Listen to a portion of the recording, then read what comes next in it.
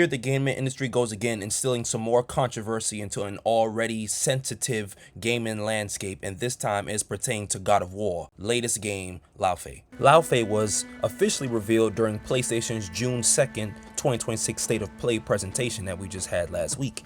Developed by Sony Santa Monica Studio and published by Sony Interactive Entertainment, the title marks the first mainline God of War game to place Laufey, better known as simply Faye, in the starring role. While Faye played an enormous role in shaping the events of God of War 2018 and God of War Ragnarok, players have never truly experienced her story firsthand until now.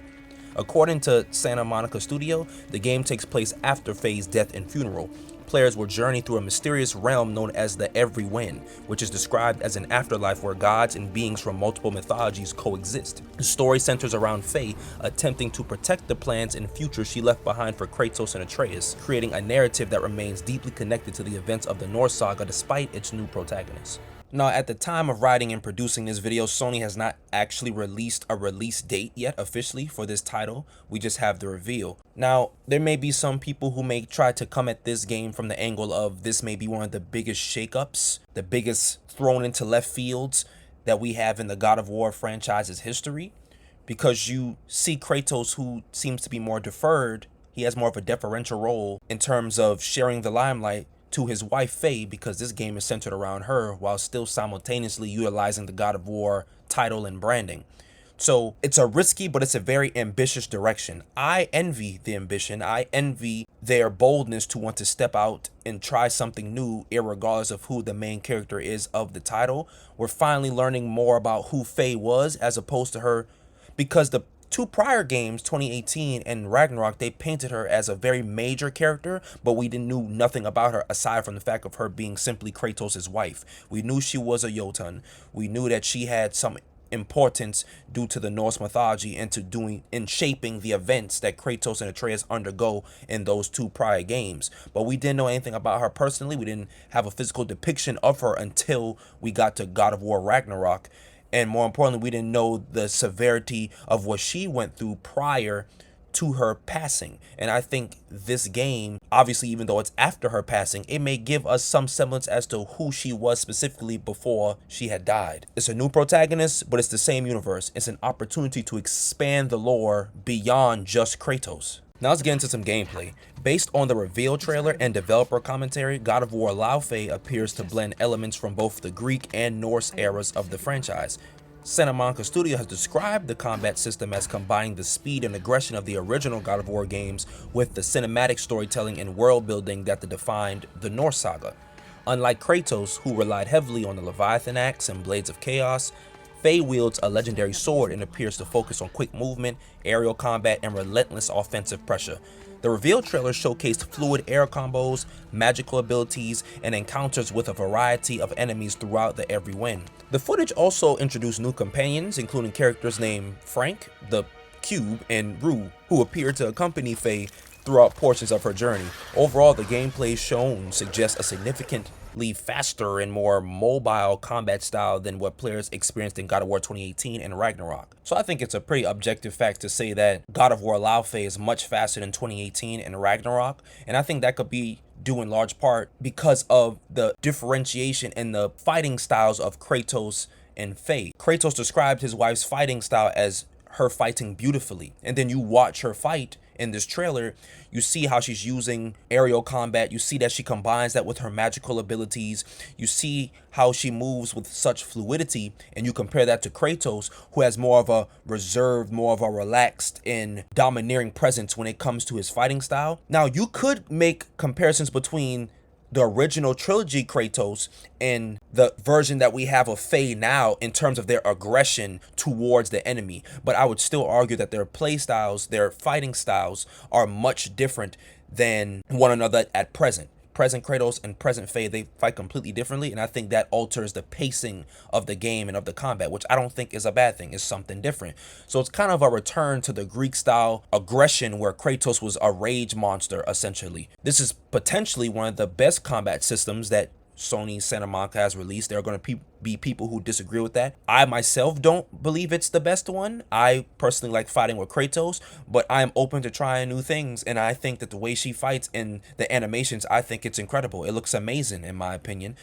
There are going to be people who love this. There are going to be people who don't like it, but that's fine. I think it could be potentially more of an RPG or more action, but I think it'll be more of a blend, more of a combination between the two. And the every win could allow some crazy enemy variety, because not only are you encountering gods of war from other mythologies, the trailer shown Sekhmet, and there's another god, I think it was a Tibetan based god. I could be wrong about that. I looked up his name. I can't remember what it was.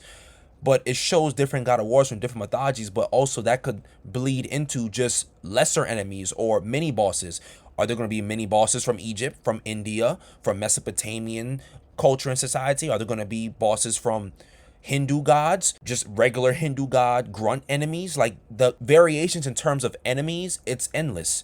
The possibilities of it, there are endless possibilities in terms of the variety of enemies that they could throw at us with this title. Now, in terms of the controversy and why the fandom is divided, one of the biggest talking points surrounding God of War Laufey has been the reaction from the fan base. Almost immediately following the reveal, online discussions erupted across YouTube, Reddit, X, and gaming forums. Many fans have expressed excitement at finally seeing Faye receive a dedicated game after years of speculation about her backstory and abilities. However, at the same time, a significant portion of the community has voiced concerns regarding the decision to move away from Kratos as the primary protagonist. Some fans argue that Kratos is the identity of God of War, and that any game without him at the center risks losing what makes the franchise special. Others believe the series needs to evolve, and that exploring important supporting characters is a natural next step for the franchise.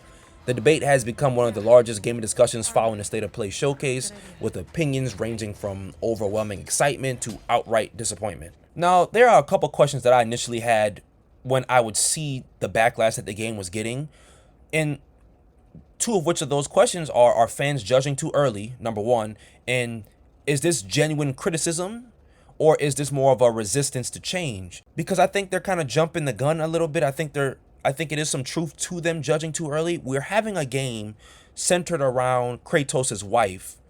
That does not undo the 6, 7, 8 God of War games that we had prior that was centered solely on Kratos. This is just a version of his story upon which it is from someone else's perspective. I don't know if anyone here has watched Attack on Titan before. We can all argue that Eren is the protagonist of Attack on Titan. However, there are different ways to skin a cat. There are different ways to tell a story. There are different ways to view it at certain angles. So I read a comment one time on an Attack on Titan video, and it said that Attack on Titan is Mikasa's story from Eren's point of view, narrated by Armin. For those of you who have not seen the show, Mikasa is Eren's love interest in the animation. Eren is the main character. Armin is his best friend. So that dynamic, it's different. It's a different way to tell a story about a particular person, about someone else's life. It's the same thing with this, I think. This is Kratos' story holistically. This is Kratos' franchise. This is him. God of War is Kratos. He is the identity of it.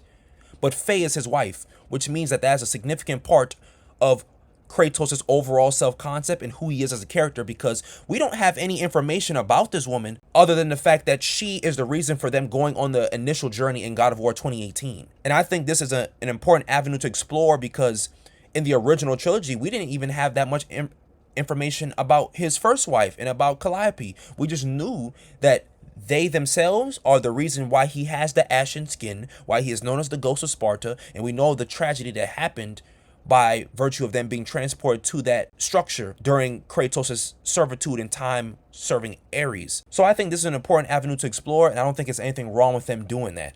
Now, can God of War survive without Kratos front and center? Yes. For a singular IP game, yes, I think it can. I don't see what is wrong with that. I don't think there's anything wrong with that at all.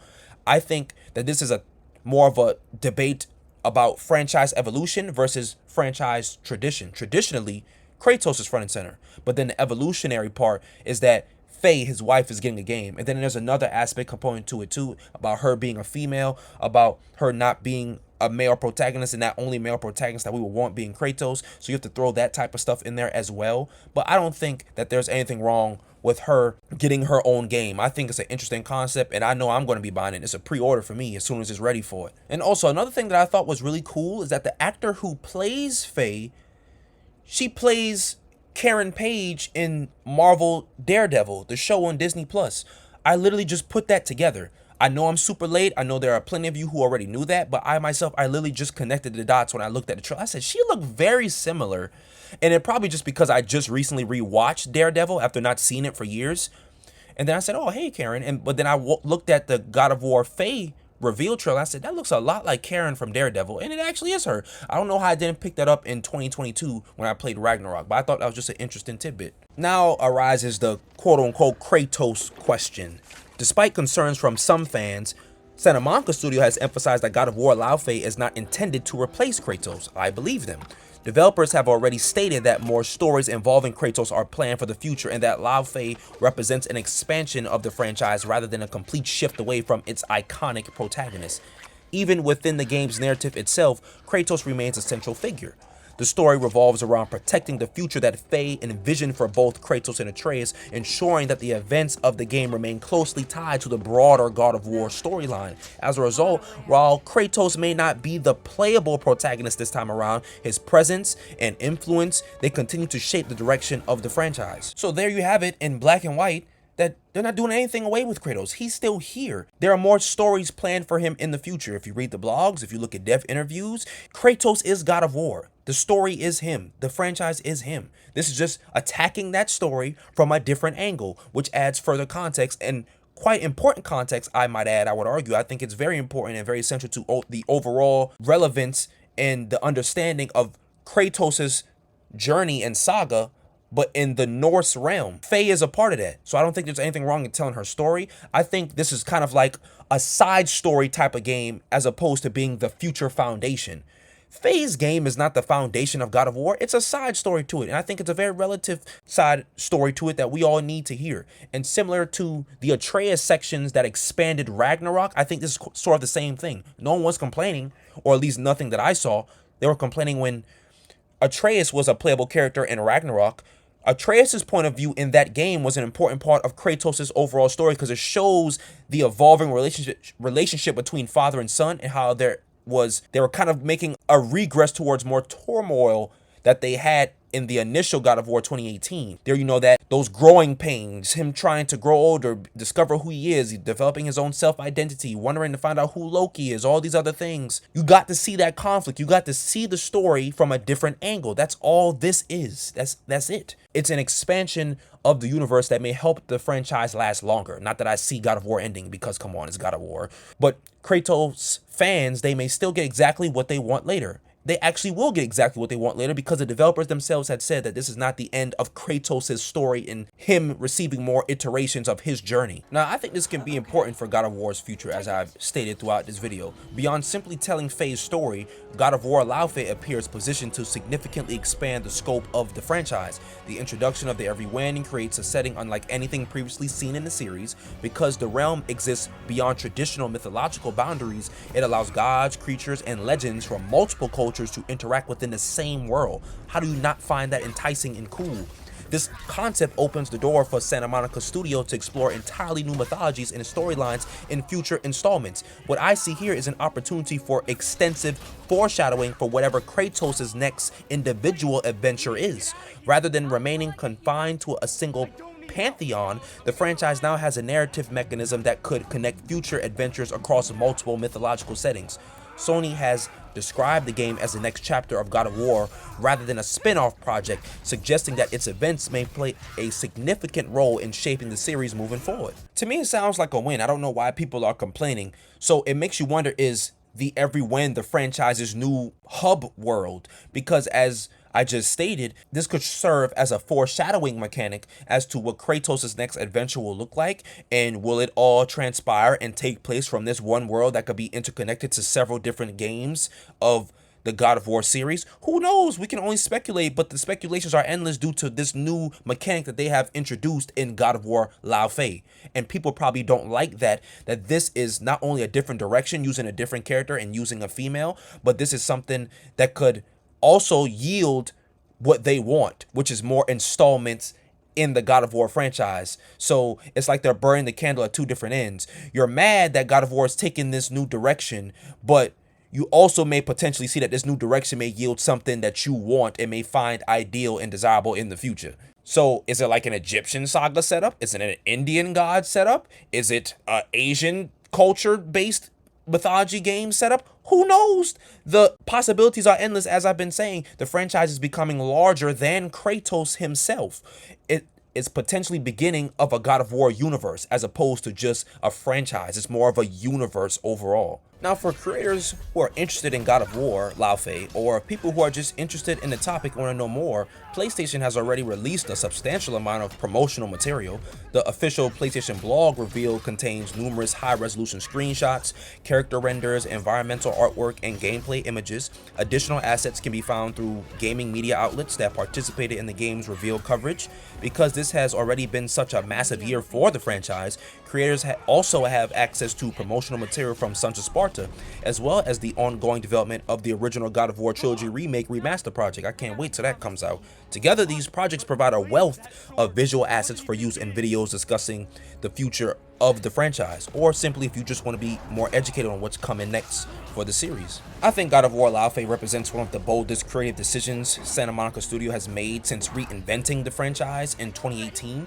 By shifting the focus away from Kratos and placing Faye in the spotlight, the studio is attempting to expand both the lore and future possibilities of the God of War universe. While the reveal has generated considerable controversy among portions of the fanbase, it has also created tremendous excitement among players eager to learn more about one of the most important characters in the Norse saga. With new gameplay systems, a new setting, and a fresh perspective on familiar events, the game has quickly become one of PlayStation's most talked about upcoming exclusives, whether it's good commentary or bad. Would I have preferred Kratos? Absolutely. But I'm just grateful to have more God of War content, whether that's a spin-off series, whether that's a game that is not centered around him, fine. I'm going to play it regardless. I'm going to buy it because I support Sony Santa Monica and because objectively it looks amazing. You can't tell me the combat doesn't look cool. You can't tell me the story doesn't look enticing. You can't tell me that every win mechanic that is being introduced into having this central world hub of different mythologies, you can't tell me that's something that isn't going to draw you in. If it isn't, then you're just someone on the outside looking in who is just hoping for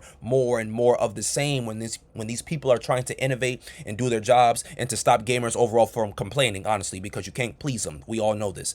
The game still looks incredible. We've already gotten Sons of Sparta. I still need to play that. My backlog is insane. The original trilogy remaster project is still ongoing. That's currently in the works. They should be giving us a release date on that hopefully soon. I don't know when, but hopefully soon. Now we're getting into an entirely new perspective on one of the franchise's most important characters, someone that we need to know more information about. This is essential, I think. More God of War is a win-win in my book. It's a win overall. The real question isn't whether Laufey should exist. The real question is whether Santa Monica can make her story as memorable as Kratos's. And even if it isn't, that's fine because Kratos is who we want anyway. Based on what we've seen so far, I wouldn't bet against them. I'm Harlem. Thank you for watching, and I'll catch you in the next one.